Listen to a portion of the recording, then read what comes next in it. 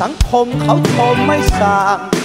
วิทยุต่างๆมีคนขอเพลงให้ฟังทั้งวันกลัวเจ้าเพลินจนลืมสุขทันสวนแตงแหล่งเรารักมันเฝ้าคอยวันให้เจ้ากลับไปสาวสวนแตงแห่งเมืองสุพรรณพี่คิดถึงเจ้าทุกวันคอยแจ่มจันทร์แม่แตงร่มใบคืนดินแหลงแห่ไรแตงเหมือนคนมองมาโปรดไปเป็นขวัญใจกลับสู่ไรนักสาวสวนแตง